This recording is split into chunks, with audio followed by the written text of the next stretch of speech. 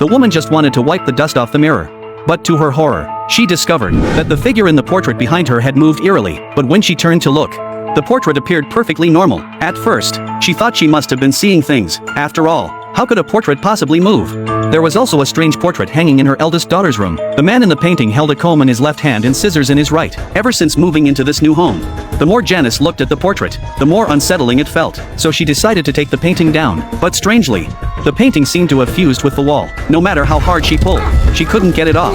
Seeing this, Janice had no choice but to give up. When night fell, just as Janice was drifting off to sleep, a strange sound echoed around her. Immediately afterward, her hair was inexplicably cut off. When she woke up the next morning, she discovered that her once neat and silky hair had been cut into a messy, disheveled state. She instinctively suspected her mischievous younger sister was responsible. Furious, she stormed into her sister's room to confront her. Just then, their mother rushed in upon hearing the commotion and asked her eldest daughter what had happened. What you did to my hair? But her younger sister was completely baffled, her face radiating innocence. She explained that she had been sleeping in her own room all night and hadn't set foot in her sister's room at all. Yet Janice was convinced her sister was lying and spent the entire day fuming over it. However, just as she finished her evening routine and was getting ready for bed, she faintly heard the sound of scissors in the air. Since her hair had been mysteriously cut the night before, the more she looked at the portrait on the wall, the more uneasy she felt, so she hurriedly grabbed a white cloth to cover it up, hoping to ease her anxiety. As midnight approached, a sinister hand suddenly reached out from behind the white cloth and began cutting her hair again. Just as Janice was about to wake up,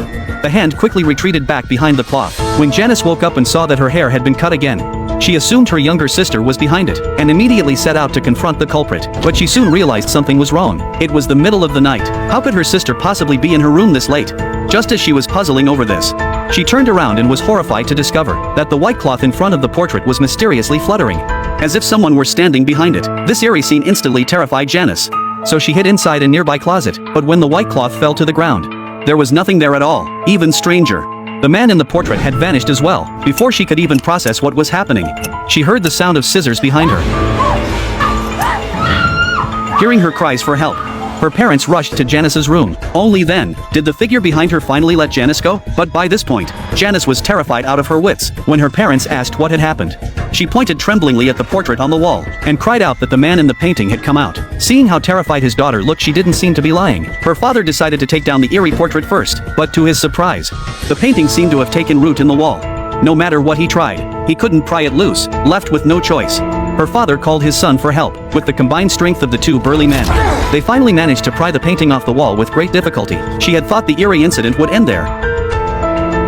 But when she woke up the next morning, Evelyn saw her younger daughter running toward the cellar. Just as she was about to follow to see what she was up to, she suddenly realized her younger daughter was calling out to her from outside. This moment sent a chill down her spine. If her youngest daughter was outside, then who was the one who had just run into the cellar? So, steeled with resolve, she opened the cellar door.